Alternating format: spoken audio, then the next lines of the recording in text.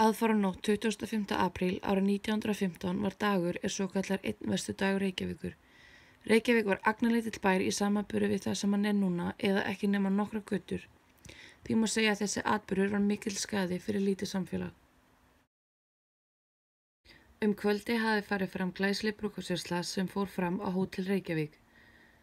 Það var stórt timburhús sem stóð við Austurstræti á 2 hæðum í risi. Klukkan 3 nóttina kom skyndilega upp eldur í einu herbergi hótelsins. Það hefði hins vegar ekki verið í notkun þetta kvöld, ekki nema sem geymsla fyrir fáeina flíka brúðkaupsgesta.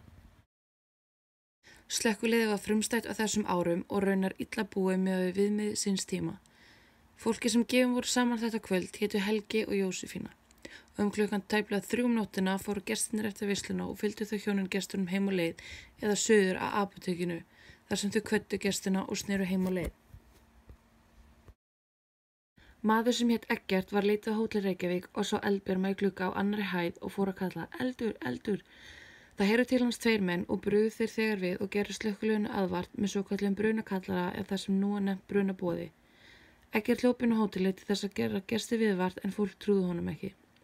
Hann hljóp upp stigann og upp á loftið. Hann fór í herbergi nr. 28 og þá var herbergi aleldað innan þó mest á ofan.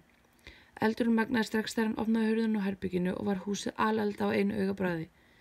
Vinnumaður að nafni Runólfur komst ekki út og brann inni. Hægur vindur var að suð-suðvestri og skýja loft. Eldurinn breytist í brátt í húsinu nr. 14 við Austurstræti sem brann niður á skömmum tíma. Einnig breytist eldurinn í hús sem var þó verslunarhús og brann það til grunna. Eldhafi lagði við götuna og hitinn var óbærilegur. Eldurinn brast í húsin norðan Austurstrætis, Landsbankann, síðan vestanaf, Natana Olsen, kjötbúð Gunnarssonar og Herdísarhús.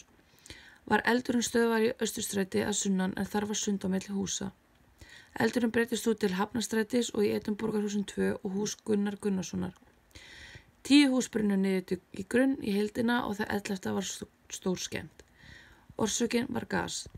Sennilega að stöða hefði mátt brunan þennan fyrr, en í raun varð ef slökkvilið bæjarins hefði verið betur skipulagt og hefði haft öðrum og betri tækjum á að skipa og má í því sambandi minna á Hótel Íslands brunan.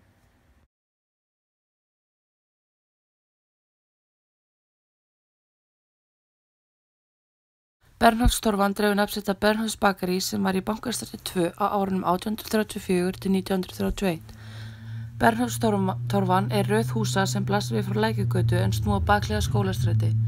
Nyrsta hús Bernharðstorfunar frá 1834 stendur með gaflinn að Bankastræti og telst ásamt samliggjandi húsum nr. 2 við þá götu. Syðsta húsi oft kallast Landlæknishúsi sem var byggt árið 1836 og telst Amtmannsstígur 1. Á milli þessara timburhúsa stendur yngra steinhlaðið hús. Það var reist árið 1905 og nefnist Skimli. Til stóð að rífa húsalengjuna en tillögur að framtíðarskipulagi Reykjavíkur frá 1927 gera ráð fyrir háumskrifstofbyggingum á þessum stað og fáeinum árum síðar festi ríkissjóður kaup á hlutahúsuna með það í huga að reisa þjóðhýsi sem geyma átti skrifstofu stjórnarráðsins auk fleiri opinberra stofnana. Hugmyndin að stjórnarráðshúsi á svæðinu hélst lifandi í teikningum arkitekta og var síðast árituð að borgarskipulagi árið 1967 þar sem gert var ráð fyrir að gömlu húsin yrðu flutt í Árbæðisafn. Þess var þó skammt að bíða að Reykvíkingar vöknuðu til vitundar mikilvægi þess að varðveita gamla byggingar í borgarmyndinni. Húsverndarhreyfingin steig einmitt fyrstu skref sín á 8. áratugnum í slagnum varðveislu Bernharðstorfunar. Og vegna þeirra áforma reis upp öflug mótmælahreyfing og voru torfusamtökin stofnuð árið 1972 til að berjast gegn niður yfir húsana. Það bar árangur og húsin voru friðuð árið 1979 og fengu torfusamtökin leigu afnot af húsunum með því skilyrði að gera þau upp. Húsin voru gerð upp eitt að öðru og ný hús reist að húsabaki sem kom í stað svokallaðrar móhúsalengju. Minjavernd tók við húsunum árið 1985 sem leigutaki og síðan eignaraðili. Svo voru öll húsin seld einkaaðilum árið 2013. Húsin á Bernharðstorfunni eiga sér ólíka sögu. Til dæmis Amtmannsstígur 1. Það reisti Stefán Guðlaugsson bæjarfógeti laust fyrir 1840. Hafa þar ýmsir mektarmenn búið og breytt húsinu og bætt á ýmsan hátt. Þannig fekk Guðmundur Björnsson, læknir húsameistarann Rögnvald Ólafsson til að tegna áberendutönn við suðurenda húsins í byrjun síðustu aldar. Og svo má nefna í húsinu Gimli.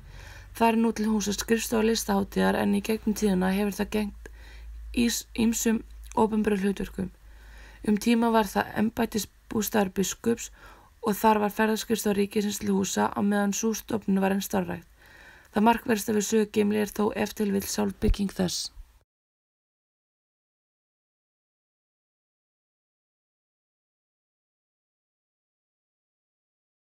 Árið 1925 bað Peter Petersen byggingameistarinn Einar Erlendsson að gera uppdrát að nýju bíóhúsi. Peter gekk undir nafninu Bíó Petersen og hafði rekið kvikmyndahús í Fjalaklættunum við Aðalstræti síðan 1907. Það húsnæði var orðið of lítið fyrir starfsemina þar sem það var vaxandi samkeppni í bíógerunum eftir að Nýja bíó flutti í nýtt kvikmyndahús árið 1920. Tilkoma Nýja bíós var til þess að Bíó Petersen fór að auglýsa sinn rekstur undir nafninu Gamla bíó. 13. september 1926 var hafist handa við byggingu nýs bíóhús við Ingólfsstræti 2A og fyrsta sýningin var Ben Hur og var frumsýnd 2. ágúst 1927. Einar Erlendsson, byggingameistari, hannaði húsið í hreinum nýklassískum stíl. Hann hefur einnig gert skissur af myndunum sem málar voru uppi við loft í anddyri hússins. Þar blandar hann saman alþjóðlegum og íslenskum einkennum og óhætt að segja að hús Petersen hafa þeim tíma verið veglegasta kvikmynda og samkomuhús á landinu. Gamla bíó er eina merkustu byggingum í Reykjavík frá tímabili steinsteypuklassík. Framhlið hússins og almenningsrými hafa varðveist í upprunalegri mynd þó svo að svalakynnin hafa tekið einhverjum breytingum í gegnum árin. Petersen seldi húsið hlutafélaginu Gamla bíó árið 1939 en það félag starfrækti kvikmyndahúsið til ársins 1981 þegar Íslenska óperan eignast það og hóf starfsemi sína þar árið eftir.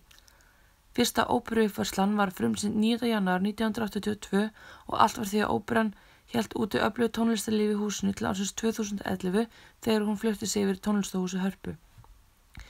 Með umfangsmiklum framkvæmdum á árunum 2014 til 2016 var öll aðstæða í húsinu bætt til muna svo nú getur Gamla bíó skipað sér sess á meðal fremstu viðburðarhúsa á Íslandi og Íslendingar allir og gestir þeirra noti þessara sögufrægu byggingar í hjarta miðborgarinnar ókomna tíð.